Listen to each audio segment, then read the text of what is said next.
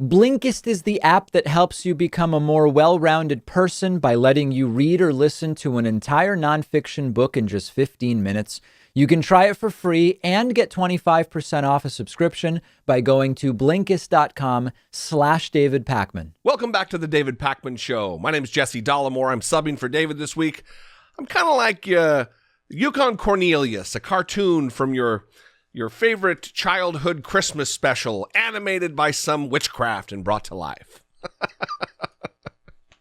And I hold in my hand follow-up from yesterday.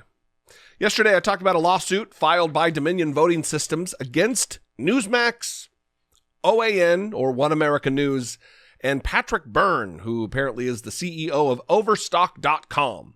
They're being sued for defamation in a wide-ranging, multi hundreds of millions of dollars, like a $1.2 billion lawsuit for defamation in their pursuit of election propaganda.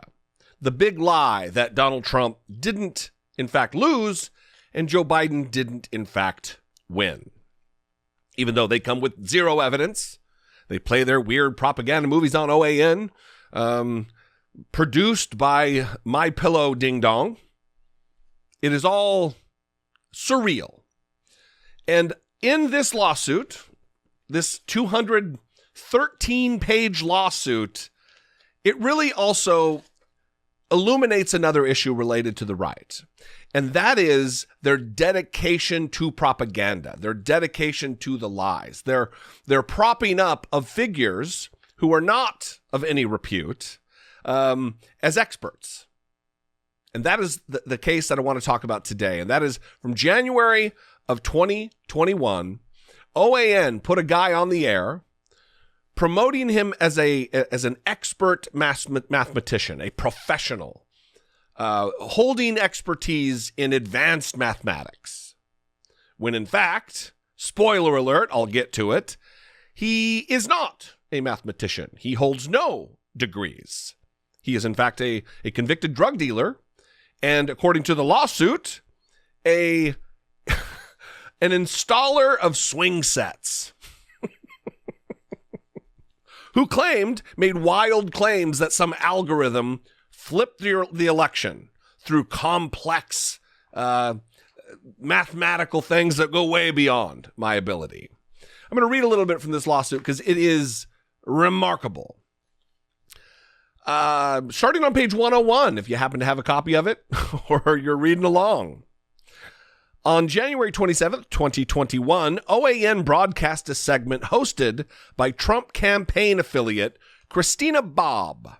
She's an OAN employee, in which she interviewed a supposed quote-unquote expert mathematician named Ed Solomon, who claimed he had uncovered mathematical evidence proving that the November 2020 election results were quote-unquote impossible, and that therefore, quote, computer software must have used an algorithm to change the votes, end quote. Must have been the case. Solomon claimed that the results, quote, can only have been done by an algorithm. It can't be done by humans, unquote, says the swing set installer, after he supposedly analyzed the results in Fulton County, Georgia, where Dominion machines were used to tabulate votes. He then claimed that the odds... All right. Now listen to this. This is, one, dangerous, scary, that we were on the brink of having an election overturned.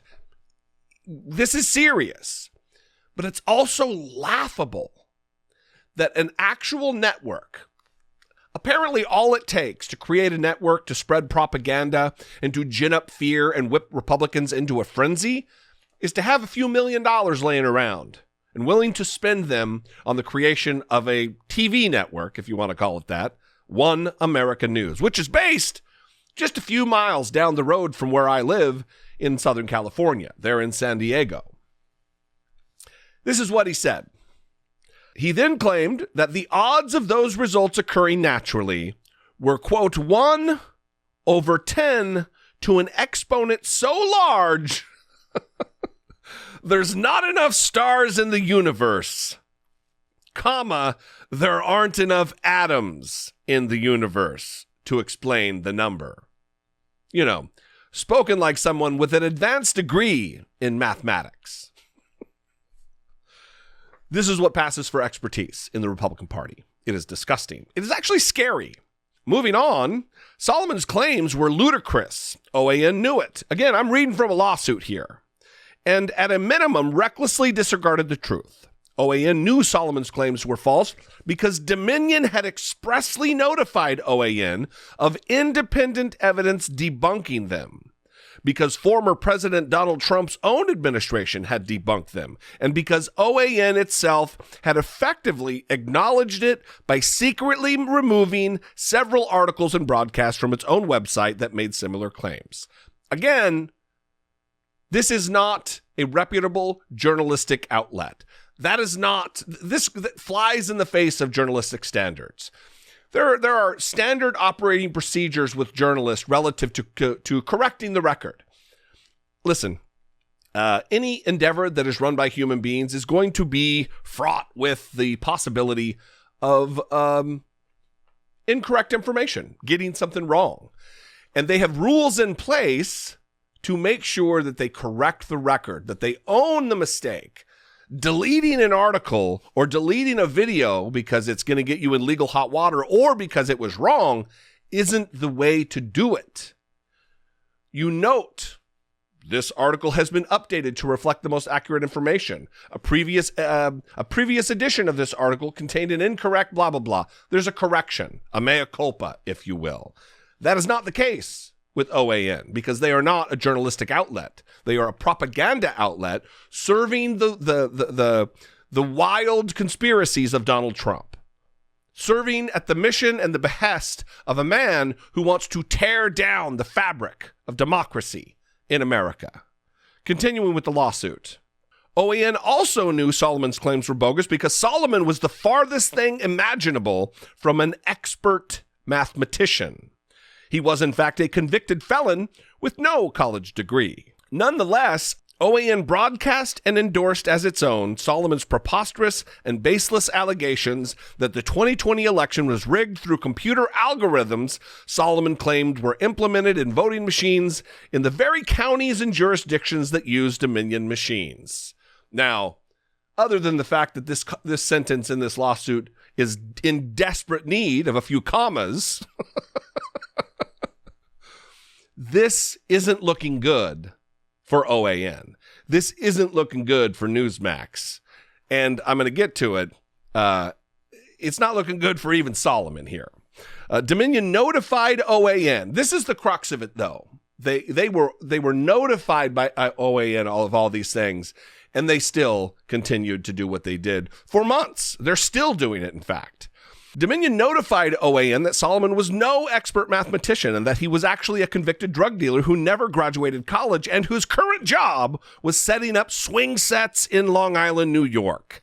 At some point thereafter, OAN quietly removed the videos and story from its originally published location on its website, but the video remains available on OAN's Rumble page and on another landing page on its main website. Again, this is what passes for journalism, and this is what passes for truth in conservative circles. The other person who is at great risk of a lawsuit related to all of these bogus election claims is the man himself, Donald Trump. Been talking about the Dominion lawsuit. And it looks like Donald Trump is not going to possibly remain unscathed from the multi-billion-dollar set of lawsuits that have gone out. The insider's reporting that Dominion lawyer says the voting technology company is still exploring whether to sue Trump over election lies. Dominion Voting Systems is still weighing whether to bring a defamation lawsuit against former President Donald Trump over election conspiracy theories, an attorney for the company said Tuesday. Dominion continues to take an evidence-based approach to investigating other participants in the campaign of lies, dating all the way back to last November. Attorney Stephen Shackelford told Insider at a press conference. The election technology company filed 3 lawsuits Tuesday morning against the right-wing organizations One American News and Newsmax. It has also sued 2 employees of OANN, as well as former Overstock CEO Patrick Byrne. Well, let me tell you, it seems as though something Donald Trump will be very keen on. If you remember, his support of opening up our libel laws, whatever that means, so we can sue journalists and make a lot of money. Remember this moment? And one of the things I'm going to do, and this is only going to make it tougher for me, and I've never said this before, but one of the things I'm going to do if I win, and I hope I do, and we're certainly leading, is I'm going to open up our libel laws so when they write purposely negative and horrible and false articles, we can sue them and win lots of money. We're going to open up those libel laws so that when the New York Times writes a hit piece, which is a total disgrace, or when the Washington Post, which is there for other reasons, writes a hit piece, we can sue them and win money instead of having no chance of winning because they're totally protected. You see, with me, they're not protected because I'm not like other people, but I'm not taking money. I'm not taking their money. So we're going to open up those libel laws, folks, and we're going to have people sue you like you never got sued before. And make a lot of money. Because again, that's the mission of Donald Trump. That's the MO. That's the impetus for Donald Trump's existence, is to make a lot of money and to create general chaos in his wake. It wasn't just on the campaign trail in 2016, though, that he said these things. Even when he was actually president of the United States, sitting in the White House, he was committed to violating the United States constitutional, the First Amendment, and our right to free speech, that the government shall make no law abridging the free press. Remember this moment. On a separate front, we are going to take a strong look at our country's libel laws so that when somebody says something that is false and defamatory about someone, that person will have meaningful recourse in our courts. If somebody says something that's totally false and knowingly false, that the person that has been abused, defamed, libeled, will have meaningful recourse. Our current libel laws are a sham and a disgrace and do not represent American values or American fairness. So we're going to take a strong look at that. We want fairness. You can't say things that are false, knowingly false, and be able to smile as money pours into your bank account. We're going to take a very, very strong look at that. And I think what the American people want to see is fairness. So again, Donald Trump wants to take a strong look at our libel laws because, you know, by his own account, you can't say things that are knowingly false. You just can't do it. It would be a beautiful poetic irony, poetic justice, if Donald Trump was to fall underfoot, to be sued for hundreds of millions of dollars, depleting any money that he actually does have over this. After all of the bluster, after all of the nonsense about opening up the libel laws, if he was to fall prey to a defamation suit where he was found guilty and have to pay damages. Because let me tell you, Dominion ain't playing around. And Donald Trump is at risk here. And he is justifiably at risk because he has damaged our union in an attempt to overturn an election, in an attempt to overthrow the very government under which we live through his insurrection, his whipping up of his followers into a frenzy where they wanted to assassinate the vice president of the United States. They erected the hangman's gallows on the lawn of the Capitol. All of these images that should stick in your mind because it is reprehensible behavior. And if in some way there could be some justice meted out via lawsuit, even a civil one, that would be good. What if you could read 10 books in just one sitting? That's exactly what one of my favorite apps lets you do. It's called Blinkist, and what they do is take thousands of popular nonfiction books. They condense them down into text or audio that you can consume in 15 minutes. Blinkist makes sure that you're getting all of the important core insights from each book. So it's perfect for exploring a book you otherwise wouldn't have time for. If there's a full book you're thinking about buying, you can use Blinkist to get a sample first. Just think how much you can enrich yourself by being able to soak up an entire nonfiction book in just 15 minutes. I recently read A Brief History of Time, of course, by the great Stephen Hawking. This is a book that I have been aware of for so long, and other things got in the way, and it was fantastic to check it out on Blinkist. Blinkist has books on politics, philosophy, science. They have 27 different nonfiction categories, and a subscription is only about $8 a month, and you get the entire library. But you can try it totally free and get 25% off a subscription when you go to Blinkist.com/David Pakman. I've put the link right underneath this video. Welcome back to the David Pakman Show. I am substitute teacher Jesse Dollamore.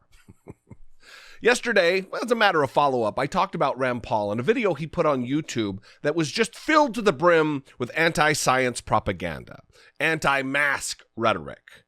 Come and arrest us. They can't arrest us all, he said. And it got him suspended, got his YouTube temporarily suspended by YouTube. I'm going to read from this New York Times article talking about it, and then we're going to hear the brave man of action, Rand Paul's response on Twitter. YouTube suspends Rand Paul for a week over video disputing the effectiveness of masks. Now, listen, in the time in which we're living through a pandemic for going on 2 years now, where we have been holed up in our houses if you're taking it seriously, and then this new norm of wearing masks to protect one another. It is a strange time, and it's the weakest among us, morally weak, ethically weak, mentally weak among us, like Rand Paul, who insist on pushing back against mask mandates, when the CDC has said clearly, with study after study after study, that they prevent the spread. They slow the spread. It's not an ultimate prevention that, yes, it's over. You'll never get COVID if you wear a mask. But absolutely, it's a mitigation effort. Reading from this New York Times article, YouTube on Tuesday removed a video by Senator Rand Paul of Kentucky for the second time and suspended him from publishing for a week after he posted a video that disputed the effectiveness of wearing masks to limit the spread of the coronavirus. Now, if you'd like to watch the video, you can watch the full David Pakman Show program or the isolated clip when it's posted. But we posted and played a lot of it, reacted to it. A YouTube representative said the Republican senator's claims in the 3-minute video had violated the company's policy on COVID-19 medical misinformation. The company policy bans videos that spread a wide variety of misinformation, including claims that masks do not play a role in preventing the contraction or transmission of COVID-19. We apply, this is YouTube, we apply our policies consistently across the platform, regardless of speaker or political views, and we make exceptions, as in the case of my talking about it yesterday, and we make exceptions for videos that have additional context, such as countervailing views from local health authorities, the representative said in a statement. In the video, Mr. Paul says, quote, "Most of the masks you get over the counter don't work. They don't prevent infection," end quote. Later in the video, he adds, quote, "Trying to shape human behavior isn't the same as following the actual science, which tells us that cloth masks don't work," end quote. In fact, masks do work, according to the near unanimous recommendations of public health experts. The CDC, it said in November that wearing face masks reduced the spread of the virus and that, quote, individual benefit increases with increasing community mask use. And a study aboard the USS Theodore Roosevelt indicated that 70% decrease in transmission just from wearing masks. What is Rand Paul doing?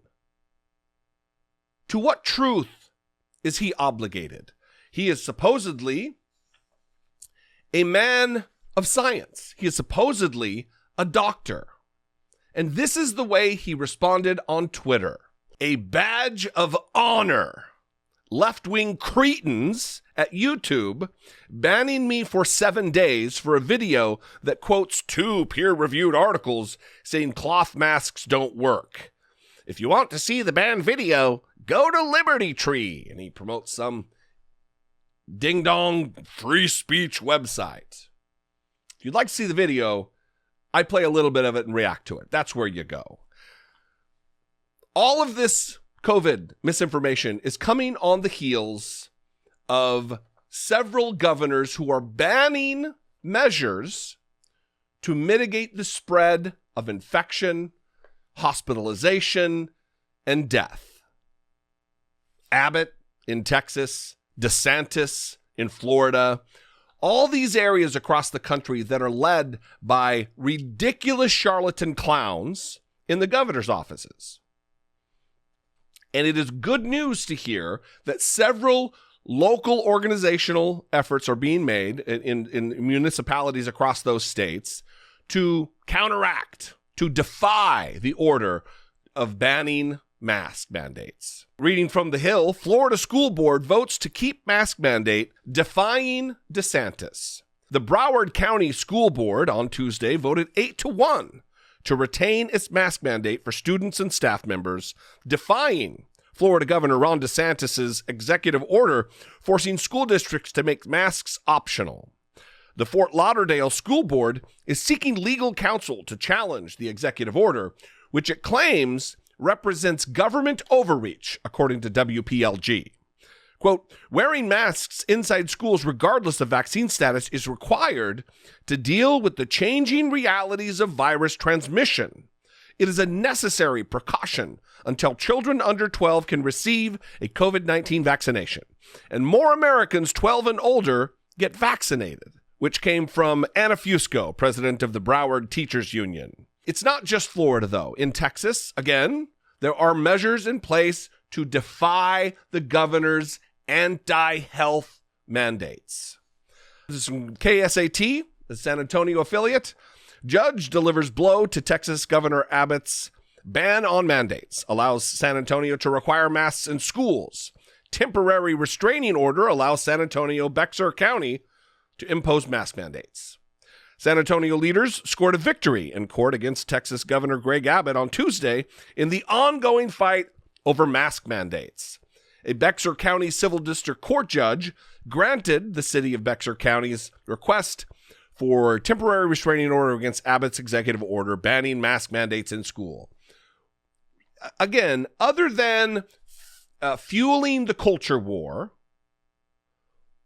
what is the impetus here? What is the goal? What is the objective in banning, in creating a system where local municipalities, listen, Republicans always say this, local authorities know better than the federal government. They know what's best for them. Well, why is that not the case for a local city to impose a mask mandate for their community, their local community?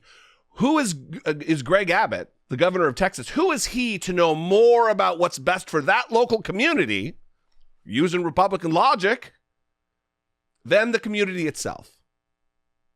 Instead, they are prohibiting local municipalities to create more stringent rules surrounding protecting the health and welfare of their residents.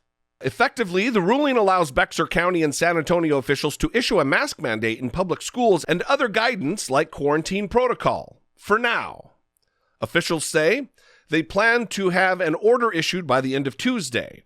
No details have been released yet on the guidance, but officials will hold a live press conference at 6:10 p.m. The order was granted after an hour-long hearing by the 57th Civil District Court with Judge Tony Ortiaga. Ortiaga said an affidavit from Metro Health Chief Medical Officer Dr. Junda Wu weighed heavily in her decision, as did the vulnerability of children who were returning to school amid a surge in coronavirus cases. That sentence bears repeating. Weighed heavily on her decision was the vulnerability of children who are returning to school amid a surge in coronavirus cases. And this is what is perplexing. It is baffling to me because although Republican, they're still human beings. Ostensibly, they possess some level of empathy, unless they suffer from sociopathy. Why don't they care about the surging cases of coronavirus all across their states? This is from Louisiana, reading from The Insider. A New Orleans children's hospital doctor says reopening schools without masks is a formula for disaster as COVID-19 rages in Louisiana. This isn't just salacious use of words in these headlines. The pandemic is raging. A year and a half in, it is raging in these areas. Louisiana has finally seen an uptick in vaccinations, in the vaccination rates of its citizens, because of the fact that people look around and they know they have family members who are dying. They have family members, maybe multiple, who are hospitalized. They're witnessing children now get sick. Reopening schools loaded with unvaccinated children and no mask requirements in place is a formula for disaster, the physician-in-chief of the Children's Hospital New Orleans said. I think bringing together large numbers of children, congregating them in classrooms with masks being optional, or worse yet even, forbidden, is just a formula for disaster, Dr. Mark Klein said in an interview with CNN. It couldn't be more plainly stated. Republicans have turned the culture war, the war on Christmas and what color coffee cup Starbucks has, these nonsense arguments, they have turned it into something that is deadly. It's one thing if you want to whine about the national anthem and someone silently kneeling in protest and you want to turn that into a culture war. It's another thing entirely when you endanger the lives of children, innocent babies who have no other choice but to be protected. They cannot do it themselves. We're not horses or goats or cows that get squirted out and immediately are on our feet walking around, eating grass. That's not how it works with human beings. I'm sad to say, Republicans, we need nurturing and protection for a great deal of time before we're capable of doing it ourselves. And Greg Abbott and Ron DeSantis are getting in the way of that. They're making a choice to force municipalities into a situation where they're either violating the law or making sure their kids are safe. Unconscionable. Don't forget that the best way to support the David Pakman Show is by becoming a member, which gives you access to the daily bonus show, the regular show with no commercials. You also get access to our entire archive of every episode dating back a really long time and plenty of other awesome membership perks. Go to joinpakman.com and use the coupon code BETTER21 for a huge discount. Joinpakman.com. I'm Jesse Dollamore, sitting in for David while he is on vacation. Hey, listen, if you've been enjoying the look of my stupid face and the sound of my dumb voice, I would encourage you to click the links in the top of the description there and check out where you can find me on social media and on YouTube. You know, one of the major drawbacks of the political divide that has largely been created by Donald Trump and his camp is the fact that truth is no longer truth. Science is no longer respected. That kind of has been the case with the Republican Party for a long time, but it has really hit a fever pitch under Donald Trump and this new fascistic version of the Republican Party. And in part of that is obviously vaccine hesitancy, which is born out of a contempt for expertise and a contempt for science. They mock the educated. They are pleased as punch to be the poorly educated. Remember when Donald Trump said that on the campaign trail? We love the poorly educated. We won the evangelicals. We won with young. We won with old. We won with highly educated. We won with poorly educated. I love the poorly educated. And one of the downfalls of America being such a touchstone culturally across the globe is the fact that our idiots are contagious, and it leads to vaccine hesitancy and anti-science views even outside of the borders of the United States. Enter the story from Reuters, which is tragic and scary. Suspected saline switch sparks vaccine stir in Germany. Authorities in northern Germany appealed to thousands of people on Tuesday to get another shot of COVID-19 vaccine after a police investigation found that a Red Cross nurse may have injected them with a saline solution in place of a COVID vaccine. Adding to the hysteria and the fear here is that this nurse is suspected of injecting salt solution into people's arms instead of genuine doses at a vaccine center in Friesland, a rural district near the North Sea coast, in the early spring. And the early spring is the element of this that is really a bummer, because that was when the elderly en masse were getting vaccinated to go back and start living their lives with far less trepidation and worry that they might catch the disease and be hospitalized or die. Quote, "I'm totally shocked by this episode," end quote. Sven Ambrosi, a local counselor, said on Facebook as local authorities issued the call to around 8,600 residents who may have been affected. While saline solution is harmless, most people who got vaccinated in Germany in March and April, when the suspected switch took place, are elderly people at high risk of catching the potentially fatal viral disease. The motive of the nurse, who was not named, was not clear, but she had aired skeptical views about vaccines in social media posts, police investigators said. It was not immediately clear whether the suspect had been arrested or charged in the case, which, according to broadcaster NDR, has been handed to a special unit that investigates politically motivated crimes.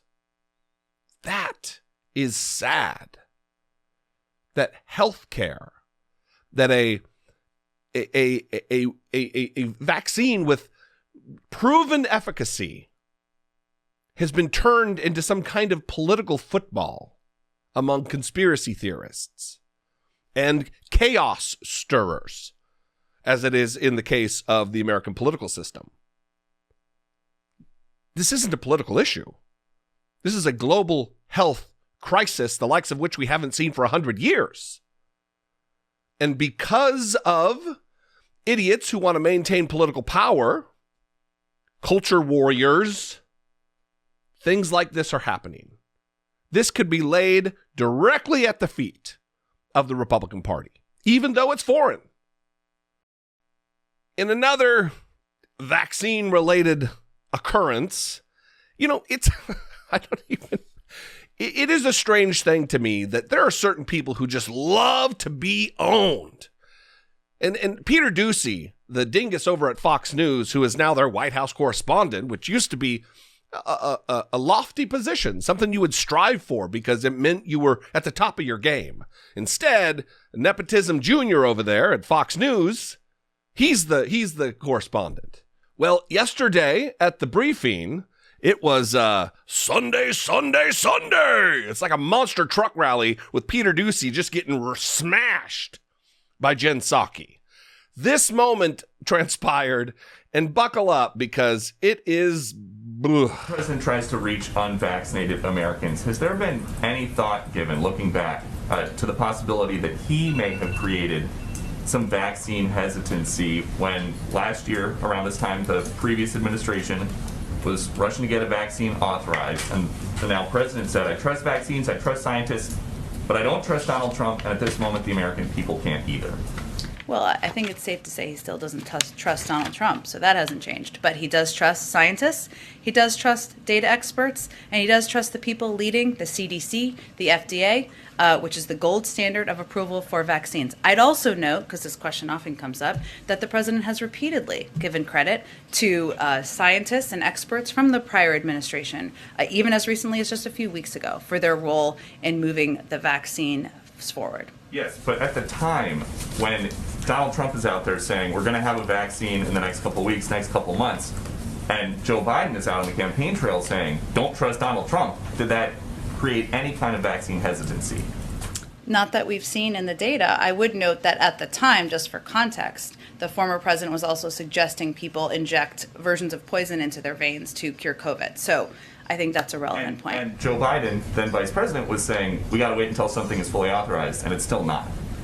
Well, the FDA works on the timeline of science. At the same time, we've also seen tens of millions of people's lives saved who have gotten the vaccine. That data is clear across the country. Go ahead. So Peter Doocy is accusing Joe Biden of creating vaccine hesitancy in the United States.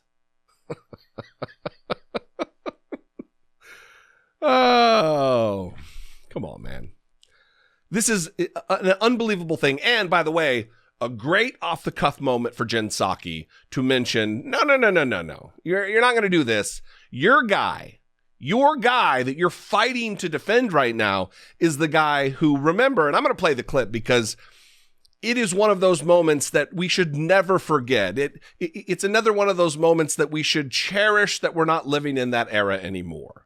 The era of Donald Trump, when he did absolutely, unequivocally suggest that it could be a workable solution to fight the virus if we were to inject disinfectant into our bodies. Supposing we hit the body with a tremendous, whether it's ultraviolet or just very powerful light, and I think you said that hasn't been checked, but you're going to test it.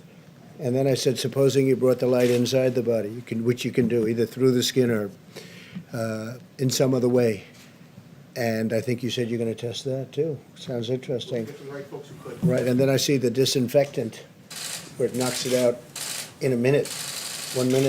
And is there a way we can do something like that by injection inside or almost a cleaning? Because you see it gets on the lungs and it does a tremendous number of the lungs. So it'd be interesting to check that. So that you're going to have to use medical doctors with. But it sounds interesting to me. So just remember that.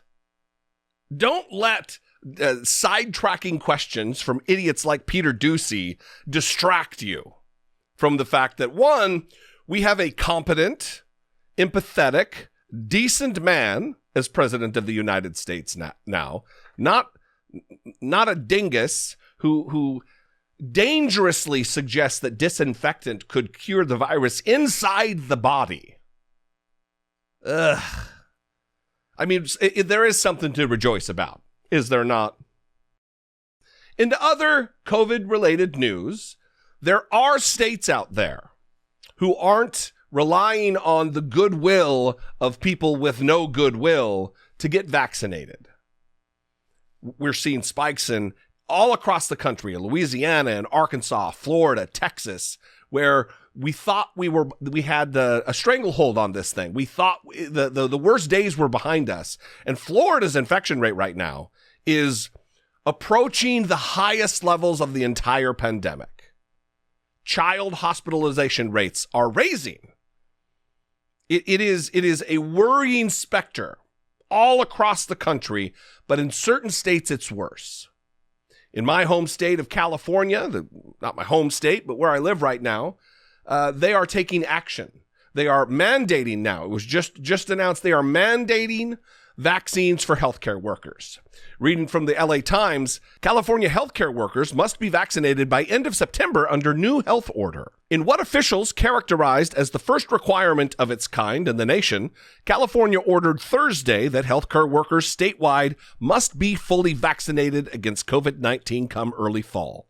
The new mandate applies to employees in hospitals, skilled nursing facilities, clinics, doctors' offices, hospice facilities, dialysis centers, and most other healthcare settings, and stipulates that they complete their inoculation regimen by September 30th. Quote here from an official: as we continue to see an increase in cases and hospitalizations due to the Delta variant of COVID-19, it's important that we protect the vulnerable patients in these settings.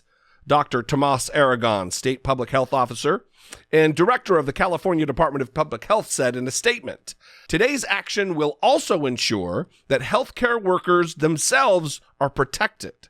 Vaccines are how we end this pandemic. Reasonable. This is a reasonable approach, an expected approach, which is miles apart. It is an alternate universe here in California, leadership-wise, relative to Florida or Arkansas. I know Farron Cousins talked about it the other day, about Asa Hutchinson, the former senator and now governor of Arkansas, who's like, oh, I made a huge mistake, y'all. I shouldn't have signed the ban on mask mandates because now people are dying all around me. All my constituents are in bad shape. States like that, rules like that don't apply in certain states, California being one of them. It was just last week that Governor Gavin Newsom announced that California healthcare employees would soon either have to show proof of their vaccination status or be subjected to regular testing. The new order largely removes the testing option and allows only limited religious or medical exemptions from the vaccine requirement. Employees who are exempted would have to be tested regularly, twice a week if they work in acute or long-term care facilities, and once a week in other healthcare settings. Unvaccinated employees would also have to wear a surgical mask or respirator, such as an N95, while inside a facility. All of these are reasonable expectations of the entire populace, but of course they're reasonable for someone working in a healthcare setting. It is disgraceful the manner with which certain municipalities, certain states have dealt with this, which is to say not dealing with it. To act like this is a liberty issue is nonsense.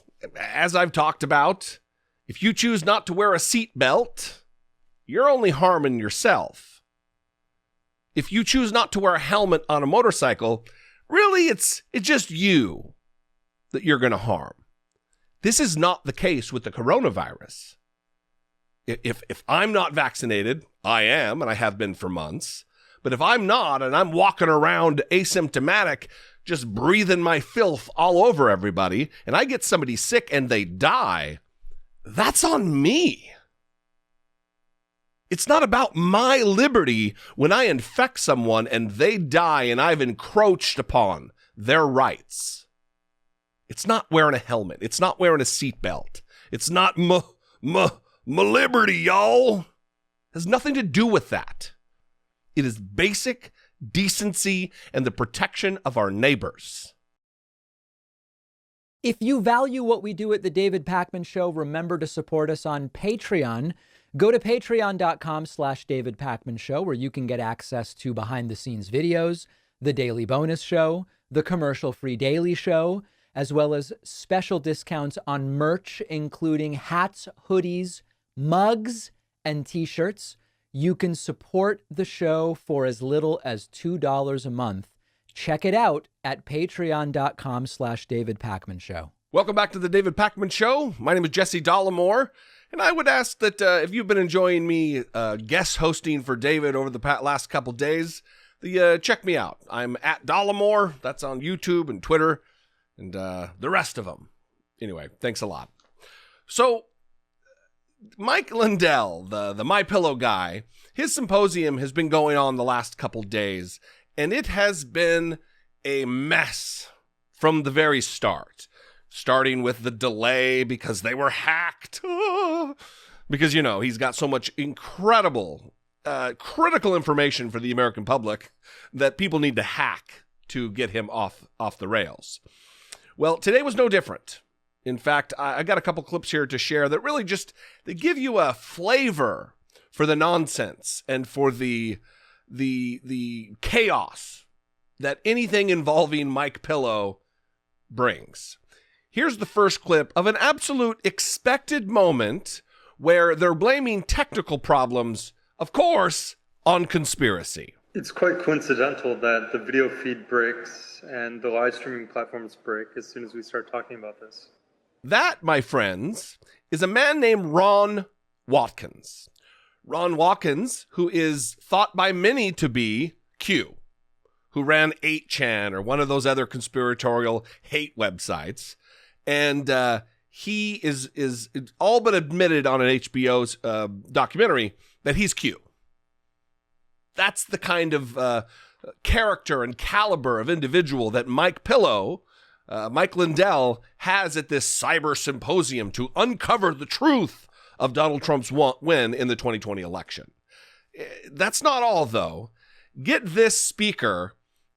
It really is just emblematic. It sums everything up in the Trump era, exactly how far down the rabbit hole people have gone with their disrespect for expertise, their disregard for truth and journalism and everything that we should hold true in a free society. Watch this. Ladies and gentlemen, I'm not a computer guy. I don't know what most of this stuff means, but I've been researching this election since November 3rd, and I can tell you right now that everything we're seeing right here, we saw in Antrim County. The adjudication logs being deleted, it was absolutely censored by the media. Most people don't know that this isn't anything new. We've seen it in Antrim County, we've now seen it in Maricopa County, and we're now looking at it with our very own eyes in Colorado. What does Colorado matter? Why are they attacking Colorado? We need to wake up as people, and you, the cameras in the back there, not all of you, but the CNNs of the world, you guys need to start reporting this and stop fact-checking it.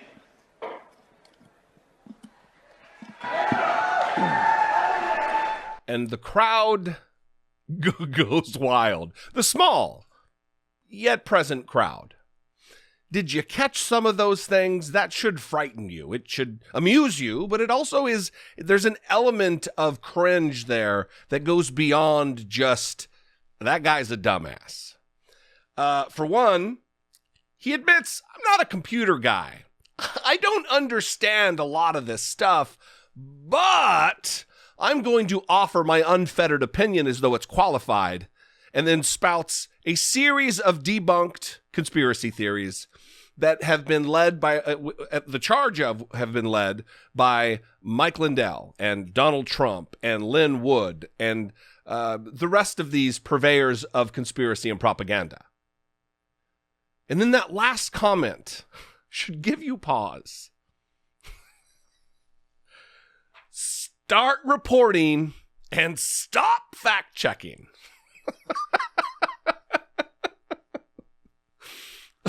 Start reporting, but please stop with your infernal fact-checking. It's getting in the way of our propaganda.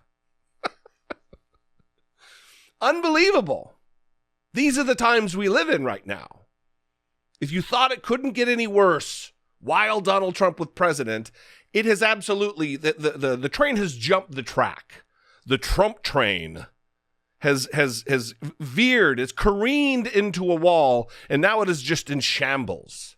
It is a pile of twisted metal and carnage. And this is what we got. So in related news to the death of expertise, the disregard for science and data and research, is that the fact that the International Governmental Panel on Climate Change released its long-awaited report just the other day. And before I get to some of the key findings that I find interesting and alarming, I want to talk about an aspect of American culture that exists within evangelical Christianity. There's this pastor named Perry Stone, and we're going to get to a clip of him.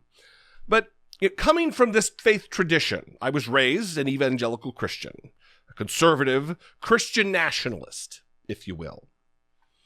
And when I was coming up in the church, it was taught that God gave man dominion over the earth. And because of that, we needed to be good stewards of God's creation, the planet. And it doesn't seem to be that way anymore. Perry Stone here, who isn't some no-name. You may not know who he is, but he's got a YouTube channel of like 650,000 people. He's the leader of a congregation. People listen to him. They look up to him. They admire him. They honor him with leadership. And he is saying in this clip I'm getting ready to play, screw it. Let it burn. Yeah, climate change's real, but we don't care because Jesus is coming back. In Revelation chapter 20, when Christ comes back to earth and sets up his kingdom, he's going to change everything. And there's going to be 1,000 years of peace. And so the sons of God, and these are the children of God, these are believers who return with Christ to set up the kingdom for 1,000 years. We're going to see a complete change in the earth, and that what we call the travail of creation or the travail of the earth will cease when the Messiah returns. So those who criticize believers now for not being, environmentally concerned or whatever, we know how the book ends. We know where this is going. We know how in the end when Messiah comes back. Look, folks, can I say something to you and say it in love? It's wonderful to do all that we can to help the planet, but at the same time, if you know what the prophecy says, you know what's coming, and you know that real peace, real joy, and everything that men want will only happen with the return of the Messiah. And you can see that all through the book of Zechariah. You can see it in the writings of Isaiah. And that Messiah, without a doubt, is one man, and it's Jesus Christ. That is alarming. That is an admission that, listen, a lot of Christians, we just don't care about it because we're waiting for Jesus. Our faith is paramount to anything else. We're gambling on the fact that Jesus is going to be coming back to save us, so let it burn. That is a remarkable admission that I believe is held by millions of people. And it is very difficult to pry that viewpoint away from people when it is not substantiated by fact, when it is only an emotional response to what is happening in our world. And let's talk a little bit about what's happening in our world, specifically some of the key findings of the IPCC report. One is that humans are to blame for climate change, without a doubt. We are in a situation now where it cannot be denied. Reading from this article from Reuters, the Intergovernmental Panel on Climate Change, the IPCC, used its strongest terms yet to assert that humans are causing climate change, with the first line of its report summary reading, quote, "It is unequivocal that human influence has warmed the atmosphere, ocean, and land." It is unequivocal.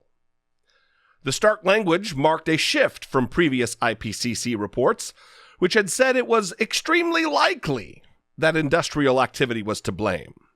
There is no uncertainty language in this sentence because there is no uncertainty that global warming is caused by human activity and the burning of fossil fuels. That was the IPCC co-author, Frederic Otto. He's a climatologist at the University of Oxford. These are learned individuals. They are well-versed in climatology. They're not making wild claims like a Mike Lindell with zero expertise. These people have dedicated their lives to one single topic, to get it right, to be an expert, not to be fueled by Dunning-Kruger mania. Another key takeaway is that the temperatures are going to continue to rise. Even the severest of cuts are unlikely to prevent global warming of 1.5 degrees Celsius over pre-industrial temperatures. Without immediate steep emissions cuts, though, average temperatures could cruise past 2 degrees Celsius by the end of the century. That is scary. And it may seem like a long ways away, the end of the century, but if you're getting ready to have a kid, they could very well be alive then. We're talking about protecting the climate and the planet for posterity's sake. This is a literal existential crisis that we're facing. What's the saying about it's an honorable man who plants a tree, the shade of which he'll never enjoy? I'm sure I botched it, but it's something like that. And are we going to be the Perry Stones of the world, or are we going to plant trees, the shade of which we'll never enjoy? Another key finding here is one that we all are witnessing in real time. And that is that extreme weather events are getting more and more common and more extreme. They can tie this to what's called attribution science. It's no longer guessing whether or not climate change is the triggering factor for the wildfires here in California or in Australia or anywhere else around the world. It's no longer up in the air whether flooding events are caused by the climate change. They know now. Attribution science. That's something you should familiarize yourself with. In the past, people would say, you can't say anything about any individual event, said IPCC co-author Michael Weiner, a climate scientist at the Lawrence Berkeley National Laboratory in California. But now we can actually make quantitative statements about extreme weather events. This is serious. Now, listen, the report does say that if we were to stop it, that some of these changes are going to happen whether we could go to zero carbon emission right now, and some of these changes are still going to take place. But they're saying it's not too late. This is an extreme problem. I believe it's going to take extreme measures to get it under control. Whether that be the Green New Deal, whether that be some of the initiatives that Biden has proposed, but it's going to take more than just letting it burn because of Jesus. That is a fact.